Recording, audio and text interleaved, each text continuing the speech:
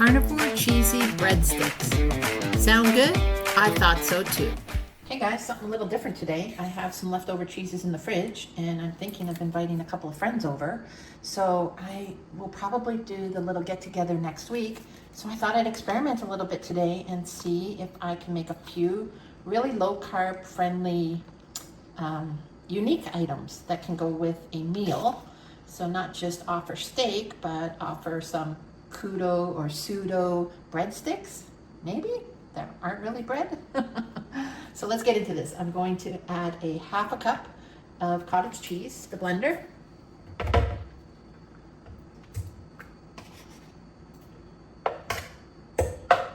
Actually, that's a little bit too much.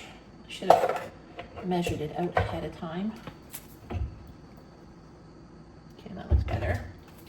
We're gonna add to that one egg, one farm fresh egg. And I'll just put the lid on this and have it set on low to start.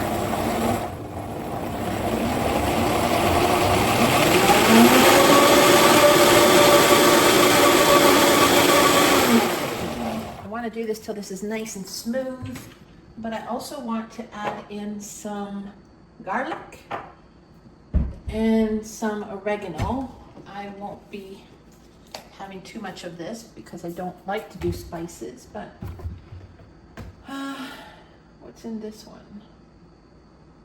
Yeah, this is just dried oregano, so, but it still is a plant, so I don't do that right now. And I kind of want to see how my body reacts. Not that I really want to introduce it, but again, if I have friends and family over and I just even take half a stick to just kind of fit in, so to speak.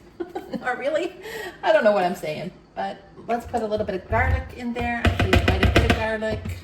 Garlic I actually don't have any problems with. Yeah, so, but I of course, with what I eat, I don't tend to eat it a lot right now. But let's mix this up again.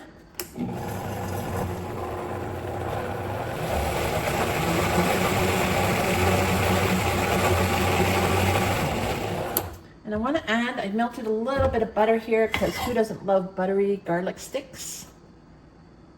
So put a little bit of that in and leave a little bit for glazing it while it's cooking. Again, I haven't tried this before. It's really, this is my test kitchen again today. Just want to see how this turns out. That was about 10 grams of butter that I melted, so I put about 5 grams into the mix here. And I think we're good there. It looks really well blended. I don't know if you'll be able to tell. It looks a little herby, but definitely no more clumps from the cottage cheese. So I will pour that now into a bowl. Let's just move the camera. Okay, so I'm gonna pour that into a bowl. Get as much of this goodness out of the blender as I can.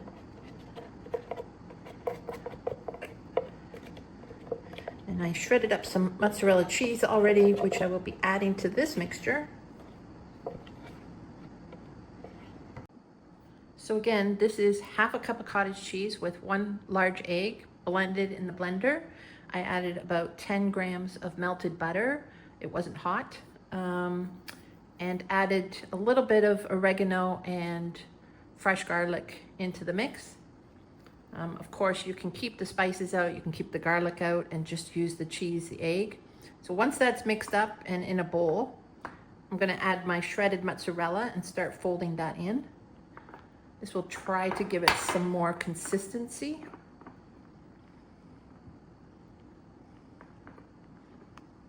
I'm gonna get every little bit out. I mean, I could also add grounded chicharrones or pork rinds to thicken this up. But I think I'm gonna just add some Parmesan. So let me see. Probably because I've added the butter, this has gotten a little thinner than expected. But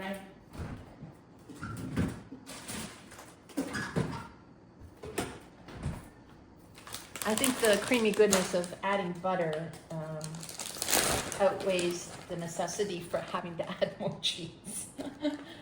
Okay, let's add this. I don't want to add too much because I don't want it to become too thick either. Just do it by eye and feel. It's a good handful of Parmesan. Definitely going to need that and more.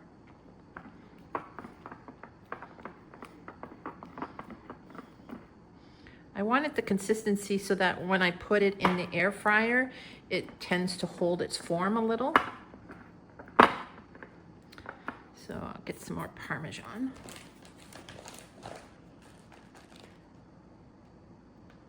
Now, unfortunately, I didn't have any fresh Parmesan. It is the Parmesan from Costco pre-shredded. Not as beneficial for me, but in times of last minute, and sometimes it's hard to find certain things in Mexico like fresh Parmesan. You can't always get it. You gotta buy it when you see it. So this time I had to resort to the Costco Parmesan, which doesn't seem to react at all with me, which is good. Okay, we're getting a little better, but it does still seem a little watery.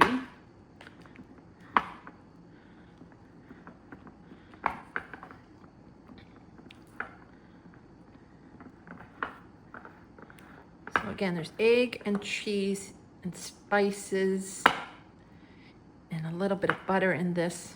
So I think I might actually just put it in the fridge for a couple of minutes and see how that affects the consistency. Because with the butter in there, it actually might firm it up a bit. So let's try that for a second. Okay, and while the mixture is cooling in the fridge, going to set it to bake, 375.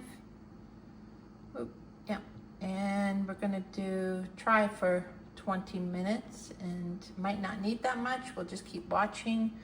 So we'll press start and get that heating up.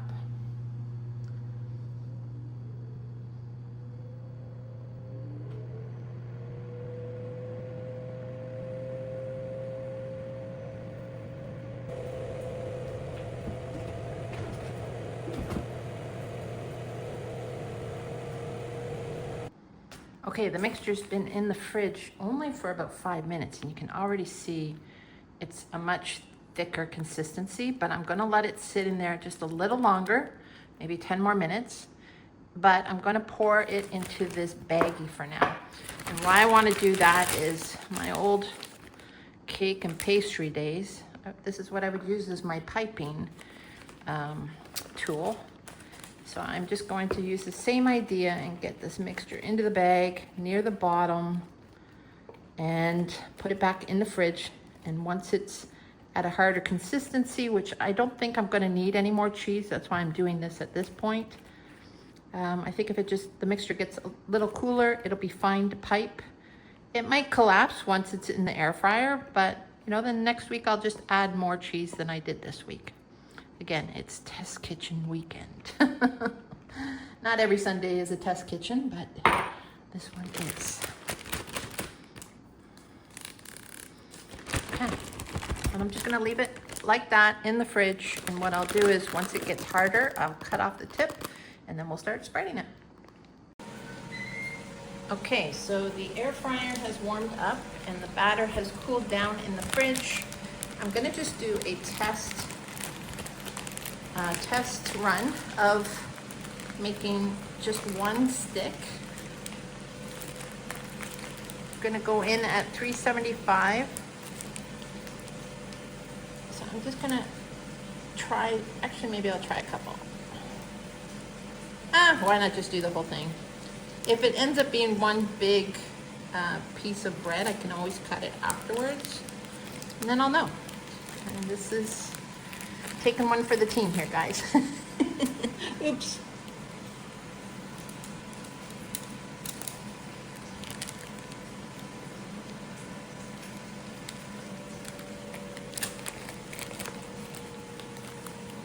Okay, this will be the last one. Oh, maybe one more in between. Get the last bit out. I think a piping gun for this type of thing would be much easier. Okay, I'm gonna throw that now into the air fryer. Oh, I should have put the cutting board down.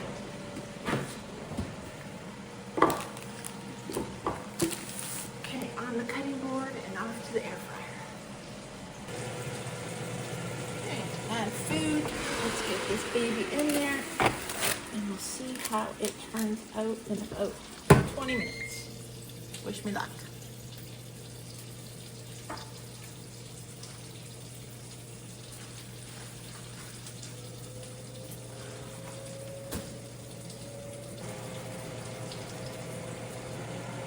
This is like the hardest thing not to open up the air fryer because it smells so delicious. But I'm gonna wait till the 10-minute mark and then we'll have a little peek. Oh my gosh, guys, I'm serious. It has been such a struggle for me not to open the lid to this air fryer because it absolutely smells like breadstick, like garlic stick heaven in here. Obviously it's the garlic I'm smelling and the butter. But I'm really curious to see what it's gonna look like once we open this lid. My gosh, you can sure tell that I'm not a pro. So we're now at almost 8 minutes, but at 10-minute mark, I showed you what it was looking like, and it was pretty close to this. I was deciding whether I wanted to flip it or not, and I don't because it's still very bubbly and cheesy. I want the top to get a little more crispy. All the sticks ended up joining as one, which is totally fine. Maybe I'll just turn it around so it gives a little different heat distribution.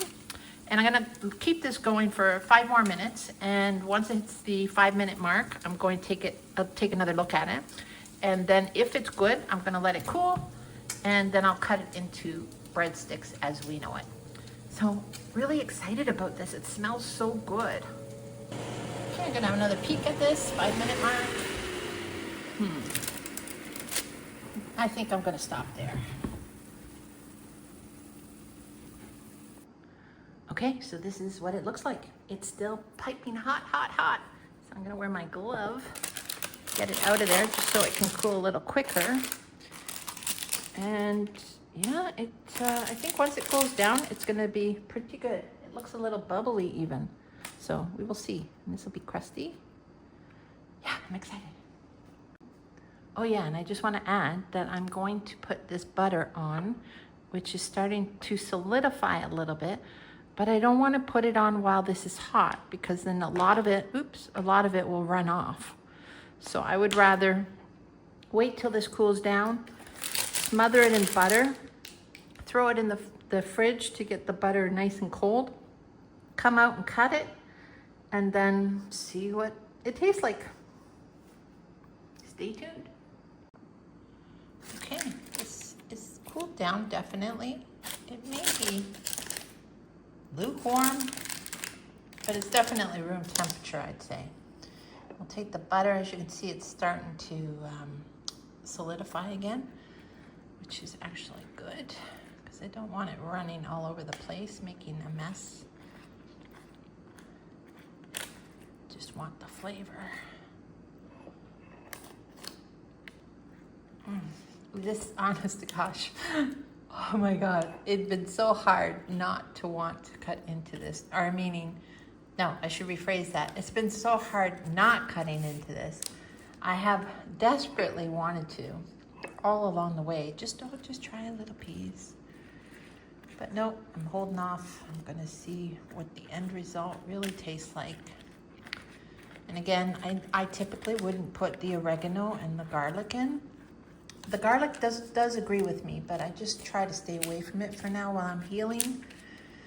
But I will taste this and see how it turns out, because of course I want to impress my company. So I'll put this in the fridge and we'll go from there.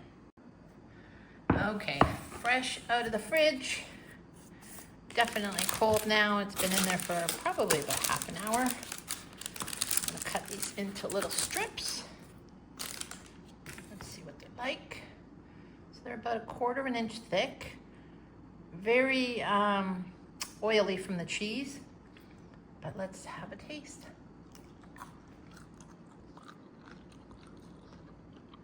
So the edges are crunchy. And to be honest, it tastes like fried cheese with garlic.